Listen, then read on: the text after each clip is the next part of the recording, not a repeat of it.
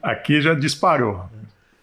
Eu disparei aqui também. Então vamos lá, começa aí, Beto. Eu vou começar? Isso. A gente está aqui na Beale, né? Uma loja que todo mundo conhece aqui em São Paulo.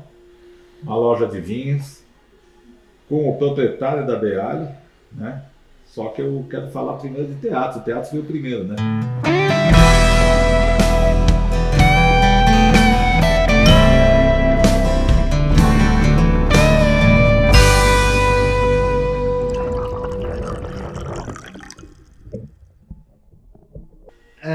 Não, veio, de certa forma, veio tudo junto, né? Porque eu nasci numa terra que hoje é próspera, na época era próspero também, mas só que era mais vinhos e uvas americanas, né? Que é Andradas, né? E hoje está fervendo, né? Hoje está assim, uma evolução muito grande, né? Com a dupla poda. Então eles estão desenvolvendo bastante, né? Você percebe lá, a Casa Geraldo tá uma coisa assim, fantástica, né? É grande. Incrível que eu vi que lá era pequenininho, né? Era uma coisa que eu sou de lá. Né? Tem um restaurante enorme. Não, né? não. E agora eles criaram uma estrutura lá turística muito interessante. Acho que é uma nova região vinícola, né? Exatamente. Que vai surgir no Brasil. Já surgiu, né? Mas que vai florescer, né? Exatamente. Aí tem também lá o Guaspari, né? Que é ali também na Mantiqueira, né? E as diversas vinícolas. E você vende esses vinhos aqui? Trabalho. Casa Geraldo eu tenho a linha toda. Incrível, mas por né? coração ou por... Não, é uma coisa. Inicialmente, quando eu montei a loja em 85, eu trabalhava com produtos exclusivamente daquela região. E trabalhava com vinhos, né? Tinha a estação de enologia de Caldas na época, que eles tinham os vinhos diferenciados, que era vinho de pesquisa, essa coisa toda, né? E que eu acompanhei quando eu fiz um estágio lá na estação experimental em Andradas. Aí você fica aquilo na cabeça, aquela coisa toda. Aí eu comecei a trabalhar com vinhos de Minas, né? E trabalhar também com doces, ou melhor, queijos, todos esses produtos. Foi quando começou a Beale, mas vinho tinha bastante da região. E na época eles estavam, a produção era grande, né? Teve logo depois que criaram represa de Furnas, aquela coisa toda, as vinícolas começaram a ter problema. Sei que tinha umas 50 vinícolas na época. Então, lá, mas isso que você está falando, então, não foi por acaso que surgiu a dupla poda nessa região, né? É uma coisa que tem uma história. Tem uma história, a história é bem longa. Tem uma história universitária, inclusive, de pesquisa. De pesquisa, essa coisa toda, né? Acho uma coisa acadêmica mesmo. Foi uma evolução. Uma evolução, né? E que já tinha uma pesquisa, porque essa estação experimental era uma estação de pesquisa na época. Hoje não existe mais, só tem Caldas, né? E na época também fazia fiscalização dos vinhos que vinham para o Brasil. Sim. Né? Então, isso acho que foi... A gente vai ficando velho, vai perdendo a noção de tempo. Mas eu acho que foi na década de 70, realmente. Né? Que coisa. Então, é uma história grande, porque teve assim, o apogeu do vinho e depois teve uma queda. E teve a resistência. Tinha também a RM, que era uma vinícola portuguesa, começaram a fazer vinho madeira lá, essa coisa toda. Né? Eu não conhecia essas histórias. E aí você entende a evolução da região, né? Que não foi por acaso, não foi porque inventaram a dupla poda e todo mundo resolveu.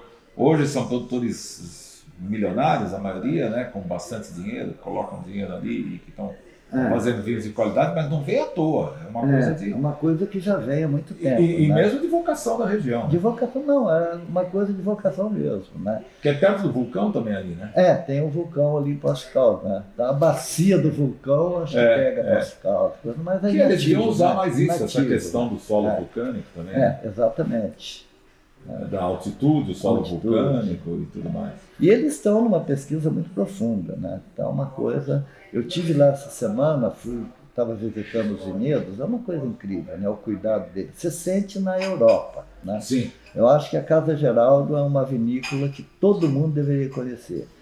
E eles estão reformando, eles estão preparando, né? Não, e é importante dizer, É 3 horas de São Paulo, né? Não dá nem 3 horas. Não dá 3 horas de São Paulo. Eu lembro na época, que a primeira vez que eu fui na pandemia, e eu já não aguentava ficar em casa, começou a acabar a pandemia, eles abriram, e eu fui no mesmo dia e voltei, 2h30, 2h40, tranquilamente, você vai para o campo, é uma visita, um passeio legal. Não, é um passeio muito interessante. E agora eles têm uma jardineira, né, que passeia com os turistas nos vinhedos. E a né? vista lá de cima, naquele lugar ali, com os vinhedos embaixo, com o lago e tudo Você mais. vê a Mantiqueira também de frente, é uma coisa assim. A paisagem, né, da região é uma coisa maravilhosa. Há cerca de 20 anos eu fiz uma degustação no Vinho e Companhia. Estava começando, eu acho que era o primeiro ou segundo ano do Vinho e Companhia. E aí nós fizemos uma degustação em Belo Horizonte, que era às cegas, numa pizzaria, que é para eleger os melhores vinhos em combinação com pizza, né? E aí um deles selecionado foi o da Casa Geraldo. Mas era um preconceito danado em Belo Horizonte na época, uma coisa assim. Ninguém queria admitir que tinha escolhido às cegas o Casa Geraldo, né? Mas acabou prevalecendo lá. Hoje a Casa Geraldo tem uma loja enorme em Belo Horizonte. Tem 2 lojas lá. Tem na Ponto Contorno, é uma loja bem grande. E então você vê, agora o trabalho desse pessoal que eu acompanhei, porque eu trabalho com eles desde quando eu comecei. Que coisa. Né? Os meninos hoje que tomaram a frente, né, eram garotos, né? E trabalhando desde pequeno, trabalhando na vinícola. Tem um enólogo, né, um agrônomo e outro cuida da parte administrativa. Então eles são um pessoal trabalhador mesmo, né, que conseguiram fazer aquilo, mas foi muita luta, que tiveram bastante dificuldade para... E essa história do teatro, Zé Eduardo, como é que evoluiu isso daí? Olha, teatro é uma coisa assim que eu sempre gostei, né, e sempre gostei de ler, né, então eu lembro assim que eu era adolescente, eu vendia livros, né, então aquela coisa, eu lia muito. Sim. Né? E aí você vai entrando pelo lado da arte, essa coisa toda, né? E eu fazia mesmo, assim, algumas exposições na cidade, fiz exposição de arte, inclusive em Pinhal, né? Que é a cidade onde está a Guaspari, né? Eu fiz exposição de arte lá, com pintura na rua, e sempre voltado também à arte popular, né? Ligado mais a esse ponto, né? Então, e aí eu vim para São Paulo, né, e eu comecei a fazer teatro. Quem me incentivou foi uma pessoa, um grande amigo meu hoje, né, Nívio Leandro Previato, que é um advogado, um ator, diretor, tudo, né, que foi meu primeiro mestre, vamos dizer assim. Anos 70 isso. Por aí. E ele era aqui da PUC também, né? Ele foi presidente do Centro Acadêmico da PUC, era um militante também, né? Então ele teve era meio arriscada a vida nessa época. Era bastante arriscado. Quem gostava de arte, né? Eles não gostam de arte, né? Não gostam. Eles não consomem, eu acho, né? Não lêem, não fazem nada. E então nós começamos a desenvolver um trabalho, né? Através do incentivo dele, eu comecei a escrever uns textos, ele fazia os comentários, aquela coisa toda, e eu fui animando, né? Aí eu vim para São Paulo. Aí eu fui fazer estágio numa indústria de papel, Champion, em Mogi Guaçu, né? Aí conheci um pessoal que estava fazendo teatro em Campinas e comecei a fazer contato com o pessoal e já pensando como que eu ia sair do emprego. E era uma época de estágio também, que eu estava lá na Champion, nessa fábrica de papel. Aí vim para Campinas e conheci um pessoal, né, e logo eu mudei para São Paulo também. Aí eu comecei a fazer um curso na época, que era um curso Macunaíma, né, que era o Silvio Zilber, Miriam Muniz, tinha o trabalho com o Roberto Freire, que era muito interessante também. Então foi ali que eu comecei a partir para o profissionalismo, né, no teatro, né. Aí começamos a fazer um trabalho, aí logo me convidaram para ir na PUC fazer um trabalho junto com o 22 de agosto. Tinha o César Vieira, que fazia um trabalho, né, do União Olho Vivo, um trabalho extremamente revolucionário, né, ali no 11 de agosto. E eu comecei a desenvolver, começando mais ou menos na mesma época, um trabalho 22 de agosto. Mas que ali vinha gente de todos os cursos, né? Era um trabalho que eu fiquei durante 5 anos lá desenvolvendo um trabalho. A gente fazia trabalho na periferia, fazia uns espetáculos, meio teatro invisível, né? Então, um exemplo, você chegava numa agência bancária, aquela coisa toda, você entrava, ficava numa fila, se fazia um processo de discussão dialética, porque você chega num banco, a primeira coisa que você vai fazer é xingar o caixa que está embora hoje já mudou um pouco tudo isso. Caixa, mas na época era aquelas filas enormes, era um desrespeito total, né? Dia de pagamento era uma coisa louca, né? E aí a gente entrava um na frente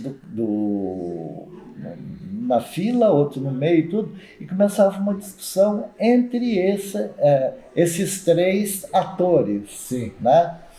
Então um fazia um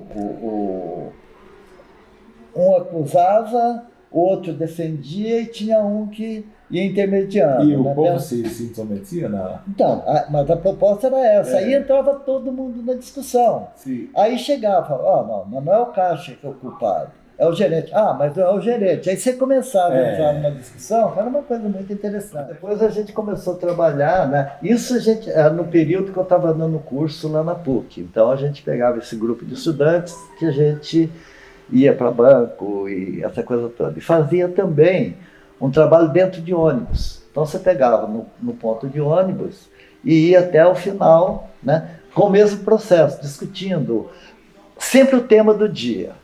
Né? Então, na época, tinha muito tema, né? Sim, porque na época da ditadura era uma coisa. Então, você entrava no mesmo processo e o pessoal ia entrando na discussão. Então, era um trabalho assim, muito interessante. Né? E, na verdade, fazendo as pessoas pensar. Né? Não, era justamente isso. Né? Foi bem interessante. Que na verdade, é o papel o papel da arte, né? A arte exatamente. É você fazer a pessoa pensar e você provocar alguma coisa que talvez ele não tenha percebido. Exatamente. E que é essencial que ele perceba. Exatamente. E falando em papel, Zé, você está aqui, ó, na mesa aqui, uma série de papéis aqui, né? Você tinha aí uns catálogos, umas coisas que sempre foi uma característica aqui da Beali, né? Como é que é isso aí? Olha, isso aqui é o seguinte, aqui nós fomos o primeiro a fazer catálogos, um dos primeiros em São Paulo a fazer catálogos de temática, ou melhor, temático acho que ninguém faz. Então, cada ano, até uma coisa para tornar suportável trabalhar nesse negócio de comprar e vender, que é terrível. Né? Mas quando que você entrou no vinho depois? Nessa história que você está quando que você comprou a Beali ou criou a Beali? Olha, a Beali foi um momento que eu fui diretor do Sindicato dos Artistas, foi um momento assim muito difícil também, onde você estava difícil ter alguma oportunidade, aquela coisa toda. Eu falei, eu vou montar alguma coisa. E você tomava vinho? Não, sempre eu tomei vinho. Vinho é uma coisa... E o pessoal do teatro? Não, era uma coisa mais... Isso aí vem mais de origem. Aqui a moçada era cerveja, né? O vinho era uma coisa... E aí eu fui... Olha, eu tô fugindo. Quando você a loja, né? Eu não tinha que fazer, eu peguei e falei assim, eu vou montar uma... Aí veio meu irmão, meu primo, achou, por que você não monta uma loja, põe alguém para cuidar, alguma coisa aí, para você fazer teatro, aquela coisa. Aí eu montei essa loja que eu falei para vocês, com produtos de Minas, né? Vinhos de Minas, essa coisa toda. E trazendo até alguns vinhos diferenciados, que era de pesquisa, tudo. Mas eram vinhos que... Sim. E então era aquela coisa de pesquisa. Eu trazia esses vinhos, tinha algumas pessoas que eu conhecia que gostavam de vinho, né? Então eu vendia para essas pessoas tudo. E eu não esperava que ia dar certo. Eu no fundo, né, eu acho que quem conversava comigo falava, achava louco. Tanto é que eu tinha vergonha de falar que eu tinha uma loja, que eu era comerciante, que eu era não sei o quê. Era muito louco para mim, era um conflito ferrado. De você trabalhar com Não combinava com a arte? Não combinava comigo. Ah, com você. Nem com a arte. Mas não combinava, né? Rapaz, e foi dando certo. E eu não esperava dando certo. E isso foi me absorvendo. E aí começou a vir a culpa, aquela coisa toda. Eu não estava podendo fazer teatro direito. O que eu vou fazer? Então, a culpa é uma loucura, né? Eu acho assim que essa coisa cristã da culpa é uma violência com a gente louca, né? E, olha, para eu assumir assim, ter uma loja de vinho, demorou bastante, né? Demorou muito. E isso foi nos anos? Em 85, a partir de 85, né? Só que até 2000... Já estava na distensão da ditadura aí, já estava no finalzinho. Já estava. Mas o centro era melhor naquela época? Era. Que era outra situação, né, na época. Né? A miséria era uma coisa que você via uma pessoa pedindo esmola ou coisa parecida, você ficava condoído. Hoje as pessoas olham, entendeu? Vê 10 mendigos brigando por causa de comida na lata de lixo, as pessoas dão risada. Banalizou, ficou uma coisa engraçada. Né? E incrível, mas sempre eu tentei fazer, né, para aquela coisa tornar suportável, fazer um trabalho, sempre trabalhos aqui ligados à arte. Né? E além dos catálogos temáticos, tudo, fiz muito trabalho aqui, seria harmonização de poesia e vinho, Neruda e vinho, Baudelaire e vinho. Fizemos as 4 estações de Vivaldi, cada estação harmonizando com vinho. Tem até esse trabalho aqui interessante, que participou até com música ao vivo, né? E foi incrível que a gente fez esse trabalho, que foi uma coisa assim, extremamente interessante, que eu fiz uma encenação, eu acabei dirigindo essa cena, né? E então tinha a discussão sobre o vinho, essa coisa toda, e as 4 estações sendo executado por uma orquestrazinha que nós fizemos, né? Que até meu sonho é fazer um palco aqui, vou fazer. Né? E então fizemos um trabalho e aí a gente tinha o prólogo, né? Uma coisa bem teatral, prólogo, primeiro ato, segundo ato, que é o outono, então vem a primavera, verão, outono, inverno, né? Aí tem o entreato, que é o outro vinho, né? Que a gente... e o final, que é Carmina... Não, o epílogo, que é a fortuna de Carmina Miranda, que fizemos um cortejo de violino, e fizemos o grande finale, que foi uma cena do Fantasma da Ópera, né? Foi uma coisa muito interessante que a gente pegou o pessoal do violino, né? E aquela cena de esgrima do Fantasma da Ópera, né? Sim. Então, eles tocando a música, fizeram uma luta de esgrima com a vara, né? Do violino. Então, um atacava, né? Os outros estavam tocando, aí ele voltava com o violino, o outro vinha e atacava, então foi uma luta aqui, né? E fizemos tudo aqui, foi uma coisa... Mas isso foi ensaiado antes, né? Claro, esse pessoal, o pessoal que a gente já tinha contato, então a gente vinha, mesmo quem dava palestra quem dá palestra, né? Um grande parceiro, que é o Nicolas, hoje ele está naquela vinícola Coyle, nós fizemos a semana passada um trabalho novamente com esse. Fizemos no restaurante Carlino, um dos restaurantes mais antigos de São Paulo. Fizemos novamente, fazendo uns 20 dias as 4 estações, a mesma coisa. Ou melhor, esse aqui nós fizemos diversas vezes. Aí fizemos depois, intercalando com poesia e vinho, essa coisa toda. E a arte combina com vinho? O vinho é uma arte, né? Então eu acho que o vinho te leva à arte, te leva à poesia, te leva para o céu. É verdade. Então, vinho é uma coisa assim maravilhosa. Então, você vê na mitologia, né? Sim. Então, é uma coisa doida. E esses catálogos, eles surgiram desde o início da loja ou veio aos poucos?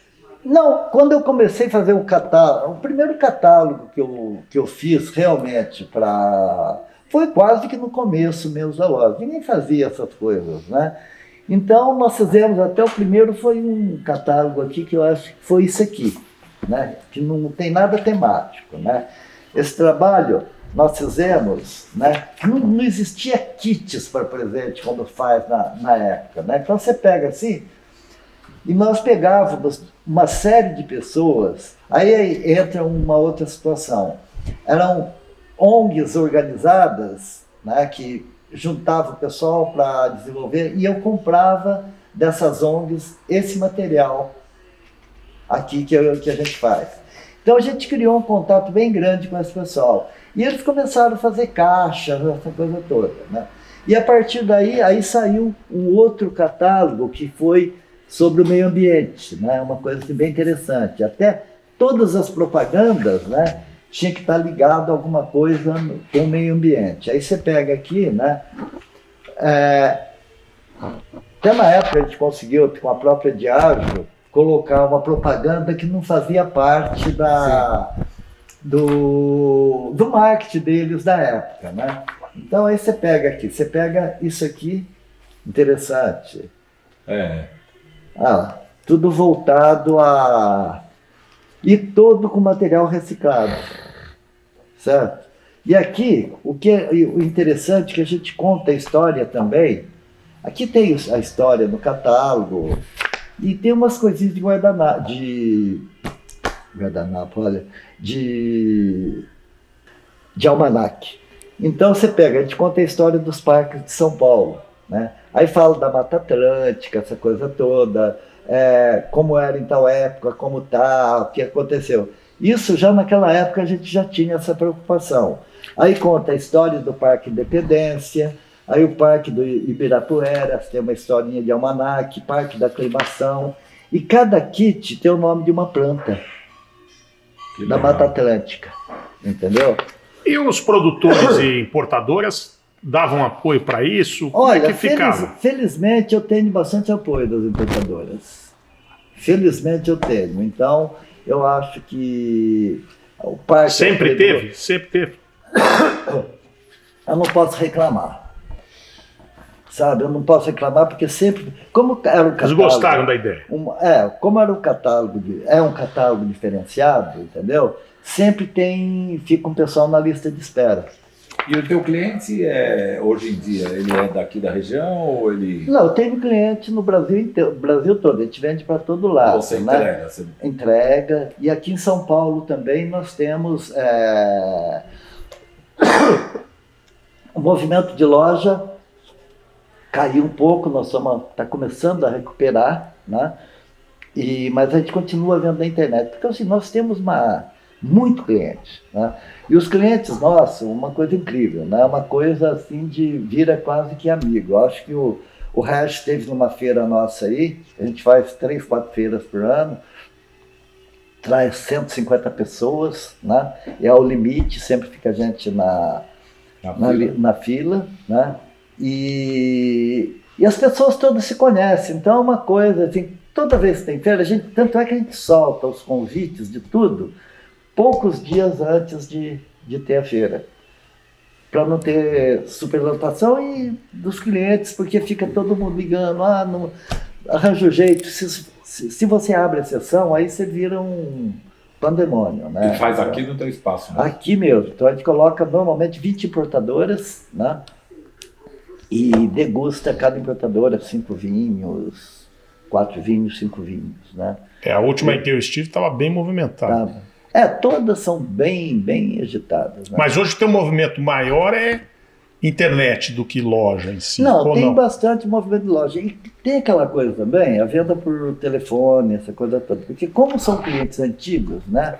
O pedido ele acaba fazendo para lá. Faz pedido por telefone, essa coisa toda. A gente já liga e pede. Já liga e pede, né? E aí, então esse aqui foi um dos catálogos, né? E tinha também... assim, informações mesmo sobre o meio ambiente. Então não é uma coisa aleatória, né? Sim. Não dá para ficar contando a história. Isso é aquilo que eu estava falando. Cada kit tem o nome de uma planta em extinção na Mata Atlântica, certo? Então, isso aqui na época era isso. Então, tudo tem o nome. Então, a gente conta uma historinha, aquela coisa toda, E também onde a gente pesquisou, essa coisa toda, tudo isso. Então, não é uma coisa que a gente lê muito para fazer, para buscar imagens, entendeu? E esse é mais antigo e os teus mais novos, qual é a pegada deles aí? Não, a pegada continua coisa temática ainda. Você pega aqui, esse aqui, o tema foi livros, certo? Então, olha que interessante, uma criança caminhando sobre letras. Ah, legal. E aqui as caixas todas em formato de livros. Inclusive tem aquelas caixas ainda lá, sabe? Ah, é. Édipo Rei, Shakespeare, tudo são livros, né? As caixas estão aqui, né?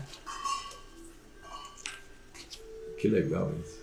Então e aqui você vai falando aquelas coisas de texto de Clarice Lispector, Mário Quintana, e aí você vai indo, pondo diversos, Machado de Assis. Então é uma forma que você arranja de passar alguma informação, para não ficar uma coisa só para vender, né? Aí você pega colocar também... a cultura em cada... Exatamente, né? Aí você tem aqui também, vamos ver esse aqui o que é.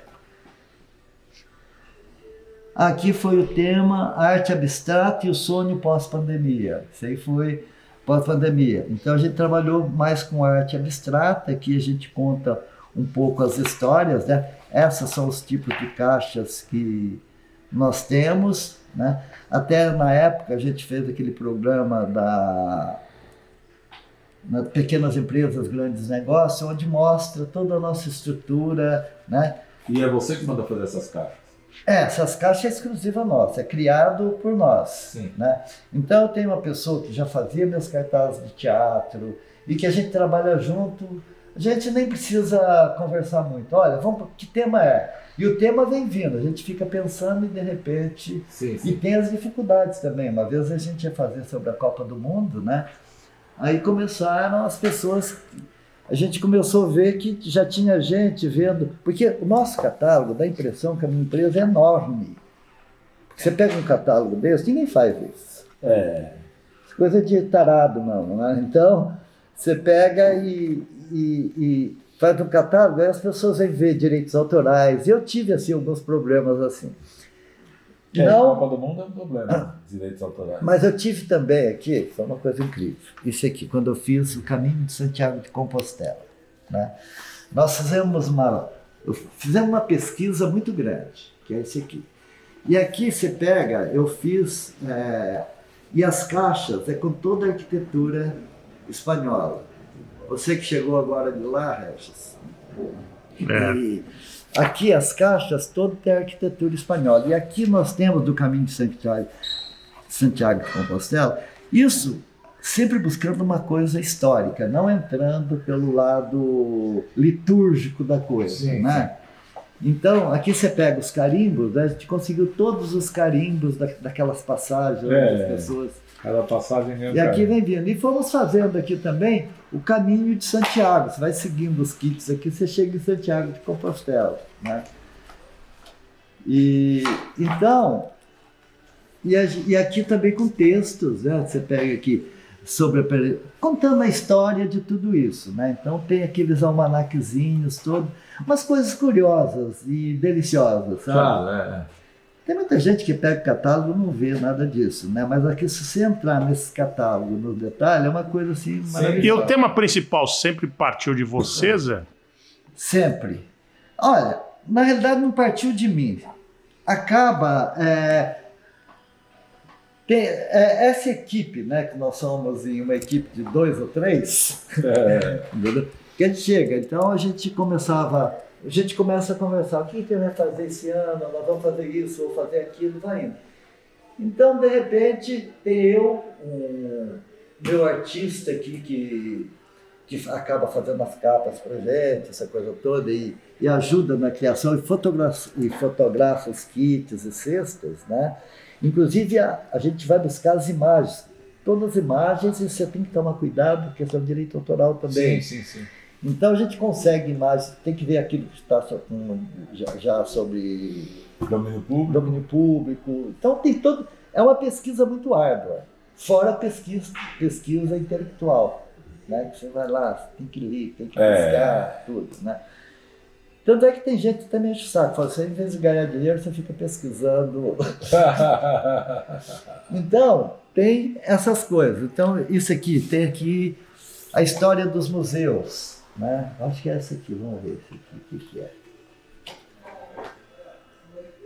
Não, aqui é Toulouse-Lautrec. Acho que é as obras, olha que interessante. Deixa eu ver.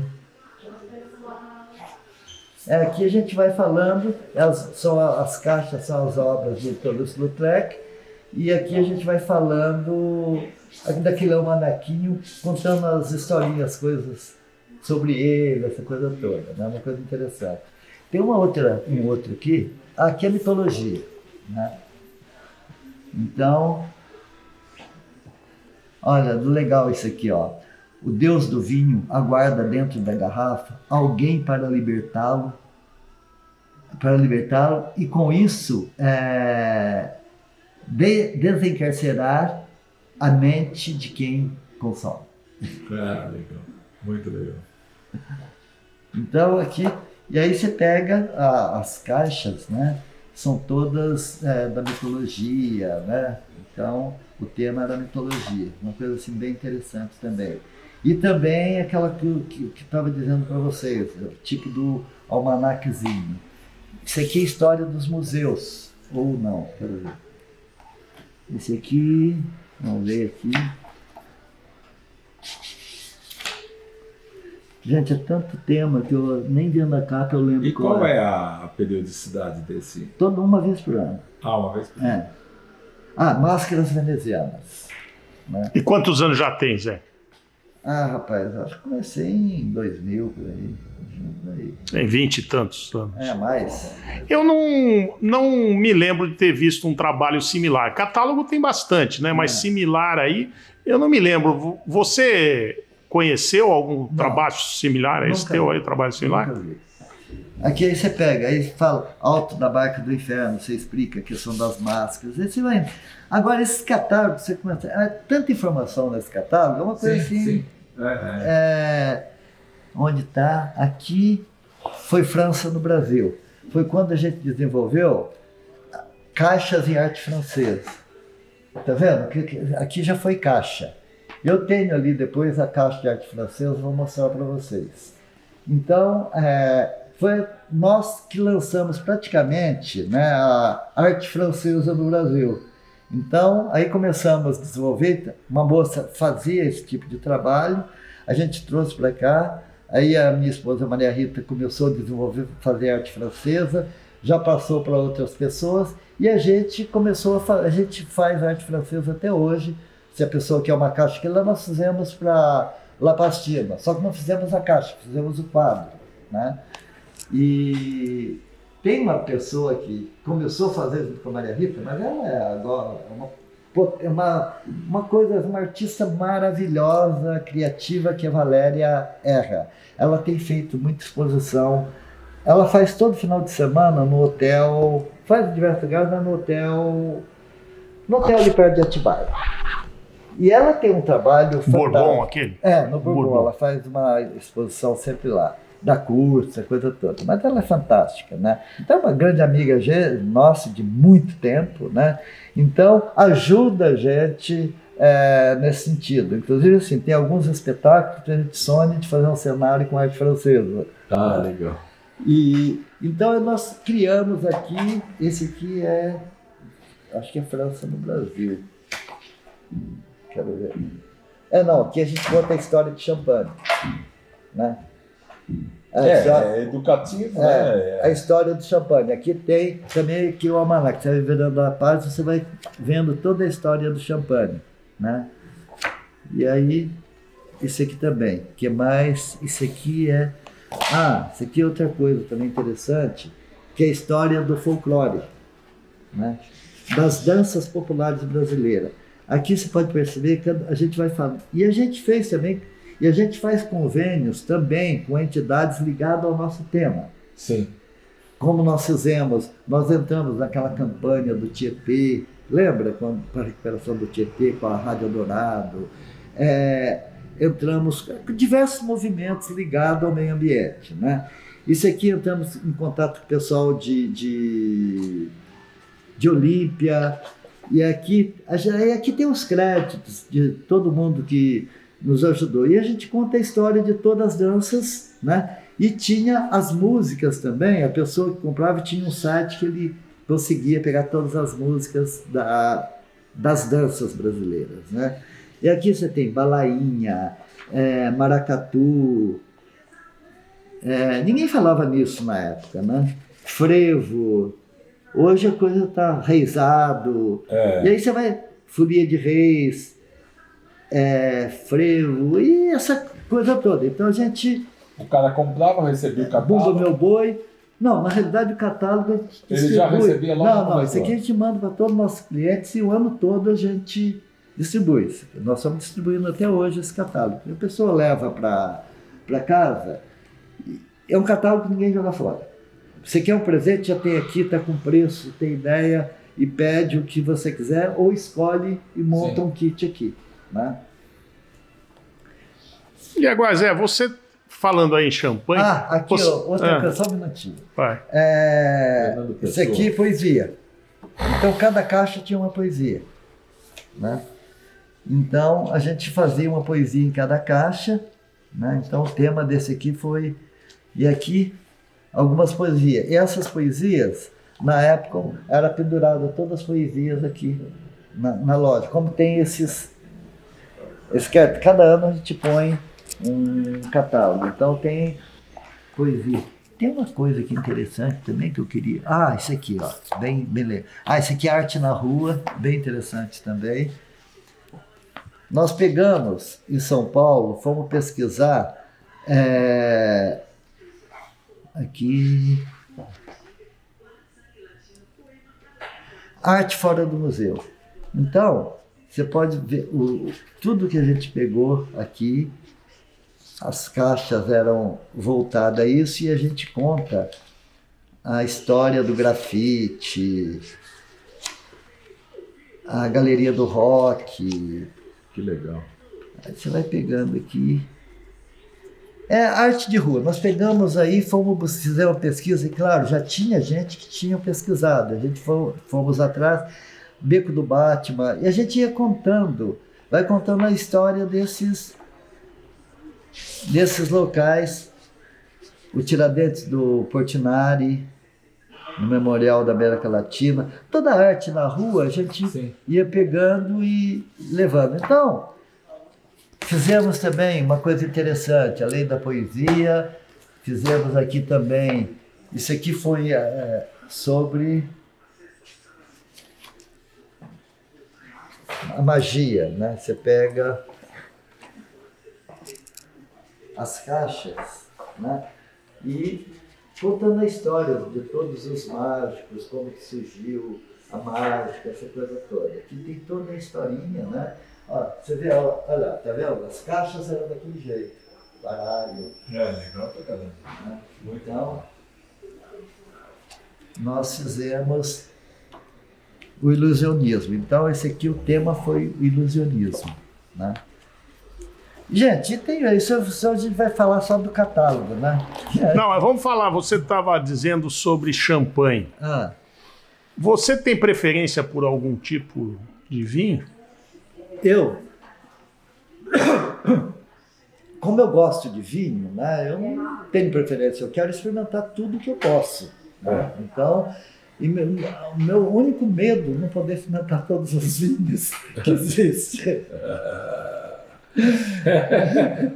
E o teu cliente? É o medo provável de acontecer. Mas o vinho que não é muito fácil provar tudo, né? E o teu cliente? O que ele busca mais hoje? O que ele toma mais hoje? Você deve ter uma boa amostragem de clientes aí, deve dar um certo perfil aí do público paulistano. Eu tenho clientes, né, de todos os... desde aqueles que estão iniciando a tomar vinho, né, aqueles que tomam grandes vinhos. Né? Então você tem sempre essa... E como a gente está há muito tempo, e tem uma coisa muito interessante que é a confiabilidade. Né? Então, isso é uma coisa que as pessoas ligam, perguntam, e uma coisa incrível, eu conheço praticamente todos os clientes, são 10 mil aí, aquela coisa toda. Então, eu conheço praticamente, porque as feiras a gente fica amigo, tudo. E como é muito tempo, e os nossos clientes são clientes antigos, né? Você pega cliente que está aqui, compra aqui há 30 anos, 40 anos.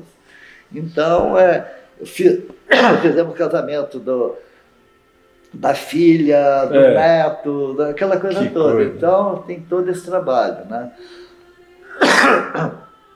E a gente fez muito trabalho também ligado a noivas. Hoje a gente está querendo retomar esse para casamento, para festas em geral, né?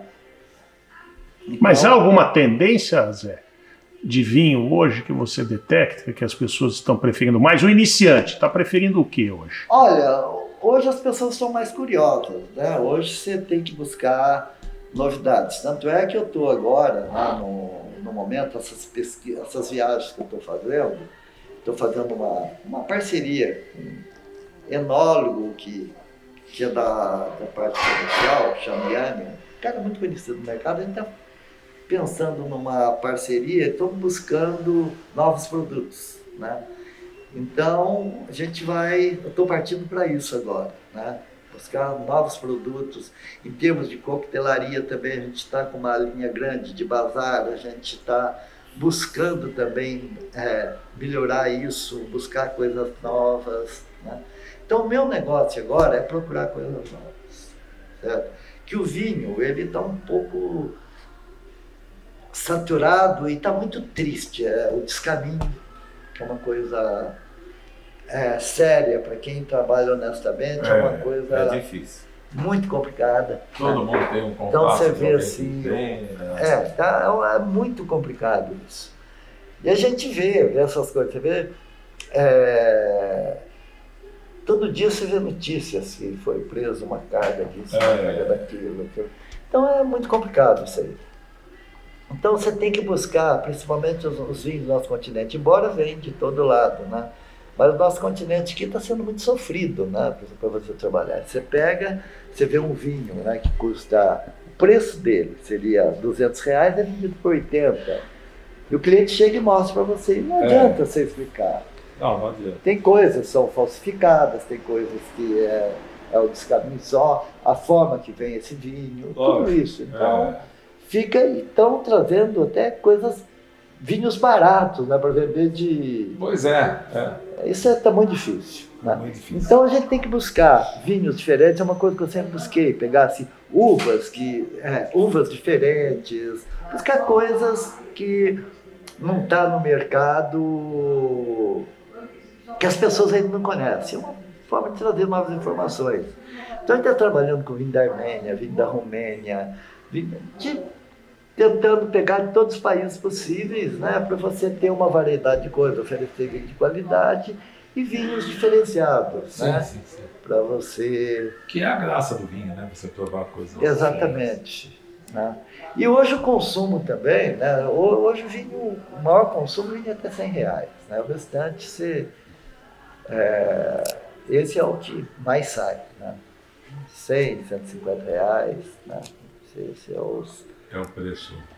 Que mais... Né? Mas a gente precisa acabar o nosso programa, né? Nós estamos no tempo, né? Do Entre Câmeras. Uma última pergunta, Zé. Faço eu ou faço você? Eu queria saber qual foi no teatro, por exemplo, o momento inesquecível. E depois quero saber do vinho também. Tá. Olha, no teatro teve foram muitos momentos interessantes. Você pega Mulheres de Jorge Amado, foi momentos assim que levou a gente para esse contato mais íntimo com Jorge Amado, foi uma coisa maravilhosa, né? De você, porque você vai conversar com o artista como artista, não como fã. Sim. Que é outra coisa, que você entra numa discussão, por que você fez isso, por que você não faz, né? Essa coisa toda. Não. Você pega a Fantasia do Arthur Azevedo, foi uma pesquisa, são todos musicais esse espetáculo que eu fiz. Foi uma pesquisa também muito interessante. Aí você pega sobre a história do Cachico, que é foi o último condenado à morte no Brasil, né? Que não constava na história, né? Inclusive eu tinha até o processo ali, ele era o inocente, né? E foi condenado à morte. Então é difícil você falar de um momento marcante, né? Então é difícil, assim, você... Quando é assim é porque valeu a pena. Valeu, é muita coisa assim, boa, né? E do vinho é uma coisa interessante, eu tive foram tantas experiências, a experiência mais interessante que eu tive com vinho, e que eu acho uma coisa até teatral, né? Quando eu fui em Salamanca, que eu fiz um curso em Salamanca, e esse curso era uma coisa mais ligado ao cubismo como linguagem teatral, que é uma coisa que eu comecei a desenvolver, que foi a tese desse espetáculo Mulher de Jorge Amado, que a gente viajou, ficamos no Brasil e viajamos para a Europa. E a gente estava num grupo, estava estudando, na realidade a gente ficava uma semana, 15 dias em Salamanca, uma semana no Museu do Prado e uma semana no Louvre, mas não diretamente no Louvre, diversos locais onde tinha a gente estava buscando o expressionismo, né? Então, buscando isso, e no momento a gente juntou um grupo na França e começamos a tomar um vinho. Isso era uma coisa, naquela época, se foi em 89, 80, as pessoas não conheciam muito vinho, né? E nós começamos tomando um Pinot Noir, nesse grupo de pessoas. E nesse curso que eu estava fazendo, tinha pessoas de todo lugar do mundo. Então tinha de Taiwan, tinha de americano, tinha de todo lado. E a gente, meu grupo, nós éramos em 6 pesquisadores.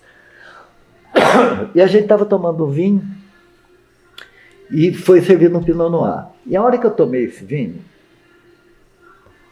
que eu senti o aroma, eu comecei... E, claro, era a língua comum, ali era o espanhol, né? Todo mundo falava espanhol, que a bolsa era em Salamanca, né? E eu comecei a fazer uma narração, né, na terceira pessoa daquilo que eu estava sentindo. Foi uma coisa assim maravilhosa, né? Que a hora que eu pus o vinho no coisa, veio aquele soboar, né? E que é aquele mato em decomposição, aquela coisa toda. E quando criança, adolescente, né, eu vivia na Serra da Mantiqueira, que eu estava dizendo que eu sou de Andradas. E a gente saía da escola e ia apanhar palmito na montanha, na serra, né, que a gente falava. A gente subia e ia apanhar palmito. E a gente era o grupo que saía da escola. E nisso que foi, eu tinha uma menina que eu era apaixonado. E o pessoal foi na frente, né? E nós ficamos atrás. E, de repente, eu dei um beijo nela. E aí eu fiz a narração em espanhol de tudo que eu senti com esse suboar, porque era exatamente aquilo que veio na minha cabeça, essa história. Você vê que coisa fantástica que é o vinho. Então veio tudo que aconteceu naquele momento. A gente estava tomando vinho, o aroma do vinho, aquela coisa toda... Virou um teatro. E eu comecei a narrar na terceira pessoa. A hora que eu terminei, todo mundo começou a bater palma. Mas foi tanta verdade, né? É uma coisa assim emocionante. Quando eu lembro, e não acredito que eu tenha conseguido falar com tanta maestria, entendeu? Essa narração do que eu estava sentindo nesse momento. Depois que eu falei para ele, foi o momento que eu vivi. E o Pinot Noir é uma coisa maravilhosa, que isso, até hoje, quando eu lembro... E uma coisa que já tinha saído da minha memória. Sim.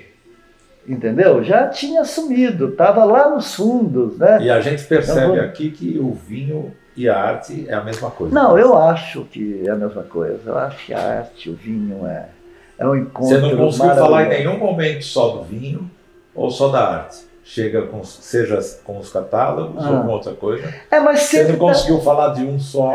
Mas quando eu estou falando do catálogo, do vinho, dos presentes, eu estou falando da arte também. Quando eu estou falando da arte. Então, a única coisa, né, que seria bom, né, é que venha comprar vinho na Beale, me ajuda a sonhar, me ajuda a fazer coisas boas, né? E fazer com que o vinho cada vez seja mais rico no nosso país. E é aquela coisa, aí estou voltando para o teatro também, né? Não sei se Pode. se dá tempo. Não, porque é uma coisa incrível, né? Que eu estava meio parado, recebi um convite agora de uma grande atriz e cantora, Paula Barbosa, né?